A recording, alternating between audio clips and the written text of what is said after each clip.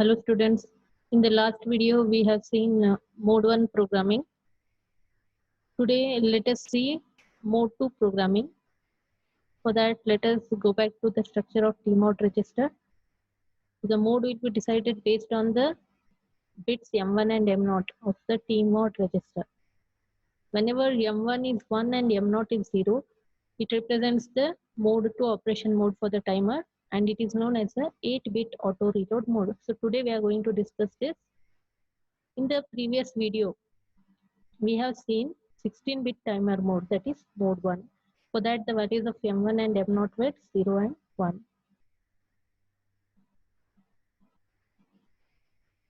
Let us look what are the characteristics and operations of mode 2. As the name suggests, it is an 8-bit timer mode. Therefore, it allows only values from 00 to FFH to be loaded into the timer's register. Second one is, once the TH is loaded with an 8-bit value, the 8051 gives a copy of it to TL. It means that we should not upload both TH and TL registers with some initial value. We have to load only TH register. Automatically, the same value will be loaded into TL by the 8051 microcontroller itself. That's why it is said as auto reload. Then the timer must be started. This is started by the instruction set BTR0 or set BTR1 corresponding to timer 0 and timer 1. In case if you are writing the C program, you need to write TR0 equal to 1 or TR1 equal to 1 to start the timer. After the timer is started, the timer starts to count up by incrementing the TL register. It counts up until it reaches its limit, that is FFH. Once it reaches FFH, then the rollover happens. So the timer rolls over from FFH to 00. That is the TL value. It shifts from FFH to 00 and the timer flag will be set. Once the timer flag is set, to repeat the process, we must simply clear the timer flag and let it go without any need by the programmer to reload the original value. It means unlike in mode 1 programming, where once the rollover happens, if we wanted to repeat the process, there we needed to clear the timer flag, as well as there was a need to upload the values once again for the TH and TL registers. We needed to reload them, but here we need to only clear the timer flag. The reload process will be automatically done. Therefore, this mode is known as auto reload mode. To generate a time delay, the steps are similar to what we have seen in mode 1 programming, except a few minor changes. First, we need to load the tmod value register with some value which indicates which timer and mode is selected. Second step is load the TH register with initial count value. We are loading only the TH register. The same value will be loaded into TL. Third step is start the timer. Fourth step is keep monitoring the timer flag with the instruction JNB TFX. Here X can be 0 or 1 corresponding to timer 0 and timer 1. Comma target address we have to specify. We are monitoring the TF flag within a loop. So get out of the loop when the flag values become 1. Once the process is done, then clear the TF flag from 1, make it as 0. Then go back to step 4 since mode 2 is auto reload. Only we need to clear TF flag. We need not bother about TH and TL registers. So let us see the same in the diagrammatic form. Here you can observe we have TL register and TH register. This is the timer flag and this is the TR bit. It can be TR0 or TR1. The first step that we just saw. First load the value into tmod register. Here since we have to select mode 2, we have to load either 02 or 20. If 02 is loaded into tmod register, timer 0 is selected and mode 2 is selected. Therefore, here you can see the C bar T bit is 0, and in the next step, we are loading some initial value into TH register. So second step is load TH with initial count values, that is 48. Third step is start the timer 0. Since we have selected timer 0, we have to set TR0 equal to 1. And here you can observe there is a copy of the same value as TH in TL.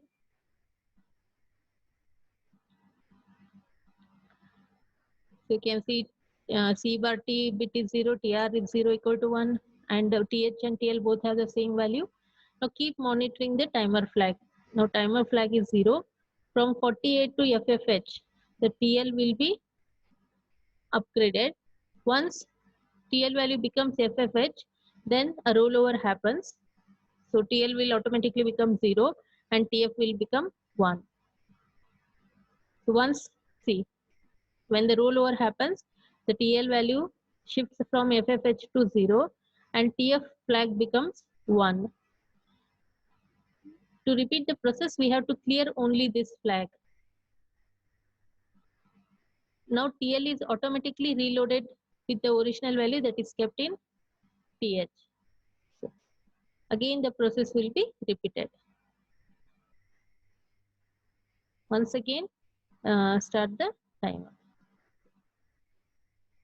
Let us see an example. Assume x dial equal to 11.0592 megahertz. Find the frequency of the square wave generated on pin P1.0 in the following program. So whenever we were operating in mode 1, we used to put either 10 or 01H into TMOD register. Now we have to select mode 2, therefore we have to put either 20 or 02H in the TMOD register. So here, since it is 20, timer 1 is selected and it is 8-bit auto reload mode. This is first step. Second step is we have to load the TH register. Here it is loaded with 5 value, decimal. Then we have to start timer 1. After that, monitor the flag bit. Then complement P1.0. So we have to complement it. Since we have to get high pulse and low pulse, we should complement the bit. Then clear the timer flag. Then jump back. Repeat the process. So this is how the code works. Now we have to find the frequency of the square wave generated here. The process is same like mode 1 programming. Here the total number of counts will be 255 plus 1. 255 is the decimal equivalent of FFH value plus 1 count is for the rollover. So it is overall maximum number of count will be 256 including rollover minus the value of TH. What is it? 05 into 1.085 microseconds. So we'll get the answer as 272.33 microsecond is the high portion of the pulse. Similarly, we'll have a low portion of the pulse also. Therefore, time period for a complete wave, including high pulse and low pulse, will be equal to 2 into 272.33 microsecond, that is 544.67 microsecond. Now we got the time period. To get the frequency, the formula is frequency equal to 1 divided by T. So here T is 544.67. If you perform the operation, the answer we get is 1.83597 kilohertz. This is how we have to find out. Look at another example. Find the frequency of a square wave generated on pin P1.0. Here timer 0 is selected and again mode 2. The initial value in TH0 register is 0 and we have a count value as 250. Means the loop will, this is a one count value. Let us see. The function delay is being invoked and in the delay subroutine, first timer 0 has been set. So we have a value in T mod, we have a value in TH. Next is start the timer, then monitor the TF0 flag. Once it becomes high, stop the timer and clear the flag. And repeat the same process 250 number of times. Repeat the delay because alpha is 250. The same process is repeated 250 number of times. And once we come back here, complement P1.0. As we know, it is a square wave. It is having both high and low pulses. So the time period will be equal to 2. 2 is for one is for high pulse, another one is for low pulse. Therefore, it is 2 into 250 is the total number of time the delay routine is repeated into 256 is the maximum count including rollover, minus you have to subtract the TH0 value. Since TH0 is 0, so we'll get 256 only. 256 into this is time period for one machine cycle for the given X-style value, which will give us 138.88 micro millisecond, and the frequency will be equal to 1 divided by 138.88 millisecond, which is equal to 72 hertz. Assuming that we are programming the timers for mode 2, find the value in hex loaded into TH for each of the following cases. This is another problem. Here you can observe there are negative values being loaded into TH register. And if you have a scientific calculator, you can just find out the equivalent values here.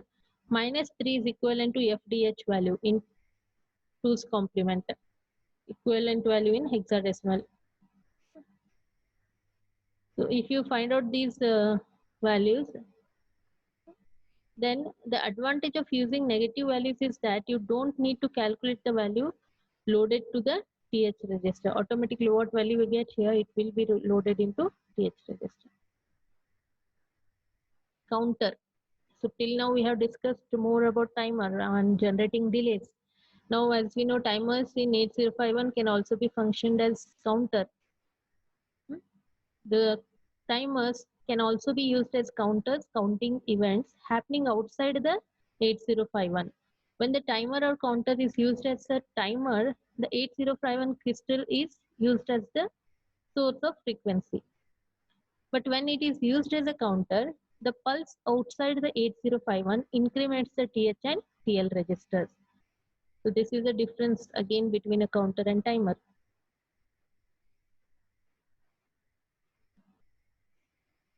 When the timer in 8051 is used as a counter, it is a pulse outside the 8051 that increments the TH and TL registers. T mod and TH, TL registers are the same as for the timer discussed previously. They are same registers. Programming the timer in the last section also applies to programming it as a counter, except the source of frequency. So how counter also counts, timer also counts, but the number of pulses or the source is different in both the cases. Here, whenever you want to select a counter, so the C bar T bit in the T mod register has to be 1. It means we are selecting the counter. The counter counts up as pulses are fed from pins 14 and 15. These pins are called as T0 and T1. 8051 pins 14 and 15. The port pins are P3.4 and P3.5. P3.4 or the 14th pin represents timer 0. P3.5 or the 15th pin represents timer 1.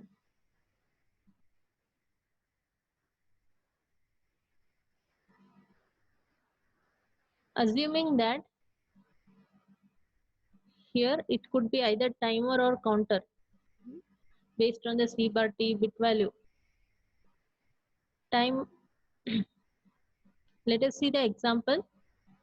Assuming that the clock pulses are fed into pin T1, so the clock pulses are fed externally. Write a program for counter 1 in mode 2 to to count the pulses and display the state of TL1 count on P2, which connects to 8 LEDs. So you have to see, we have to select the counter plus mode 2. So for here you can see the value in TMOD register. B stands for binary value. Here it is 0110. This one is the C bar T bit of timer 1. It is set as to 1, means we are functioning timer 1 as counter, and 10 is for mode 2, and the lower nibble is completely 0 since we are not selecting the timer 0. Here it is counter 1. Now we are talking about counter. Now it is not timer. Since C bar T bit is 1, it is a counter. It is counter 1 and mode 2.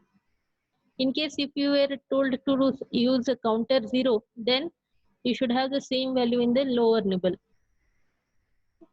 So C bar T bit is for external pulses. Whenever you are using counter, always the C bar T bit will be 1, corresponding to that counter, either counter 1 or counter 0. Next, load a value, initial value in TH register. Since it is counter 1, here we are using TH1 and initial value is 0.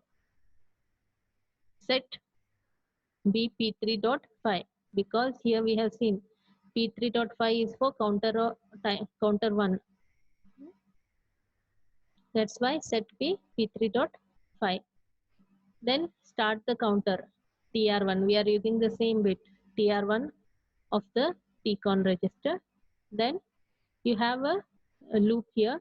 Move A comma TL1. Get copy of TL into A. Since it is mode 2, we know that mode 2 is a auto reload mode. Whatever value is there in TH, it will be there in TL, and the same value is moved to accumulator. Move P2 comma A, display it on port 2 and monitor the flag. Then stop the timer, clear the flag and repeat the process. So, notice that in the above program, the role of instruction set to be P3.5. Since ports are set up for output when 8051 is powered up, we make P3.5 an input port by making it high. In other words, we must configure the T1 pin, that is pin P3.5, to allow pulses to be fed into it.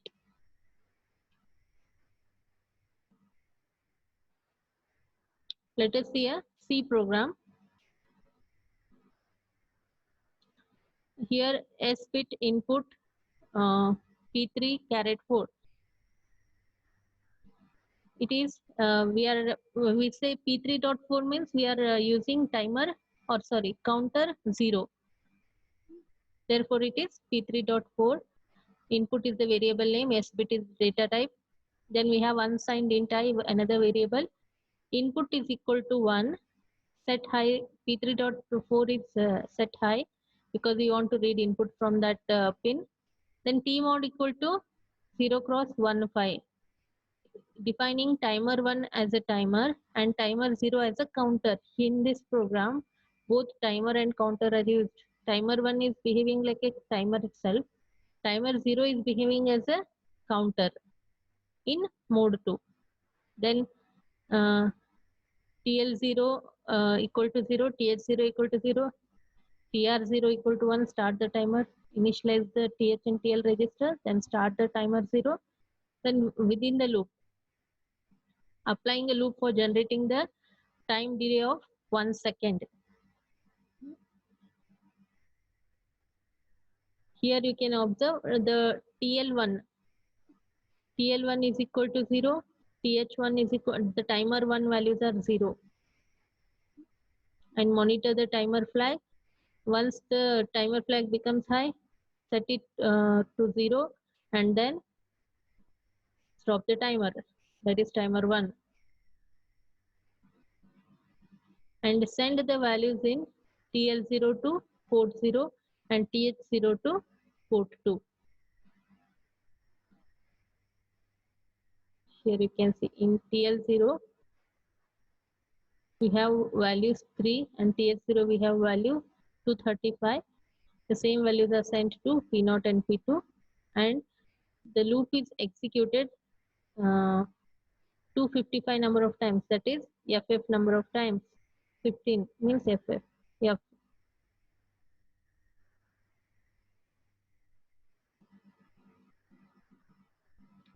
Counter programming. Here timer with external input mode 1 and timer with external input mode 2. We have seen this diagram earlier. The timer external input pin P3.4 or P3.5. If you are using it as a counter, C bar T bit should be 1, and this is how the TH and TL registers will be in mode 1, and in mode 2 only we'll load the TH register. The same value is loaded into TL automatically, and we have a TF flag on both sides. TCON register, just a recap. We know TCON is a timer or counter control register. It is a 8-bit register where the upper nibble is for timer, lower nibble is for controlling the interrupt bits. And within this, TF1 and TR1 are the timer flag bit and timer run bit for the timer 1. Similarly, TF0 and TR0 are for timer 0. TCON register is a bit addressable register. So let us see, for timer 0, if you want to start the timer, set B TR0. You can also write set B TCON.4. Both are same because this is the 4th bit in the TCON register. Next, clear TR0. You can write clear TCON.4. Similarly, set B TF0, set B TCON.5, clear TF0, clear TCON.5. In the same manner, you can do it with timer 1 also. So if gate is equal to 1, the start and start of the timer are done externally through pins P3.2 and P3.3 for timer 0 and 1 respectively.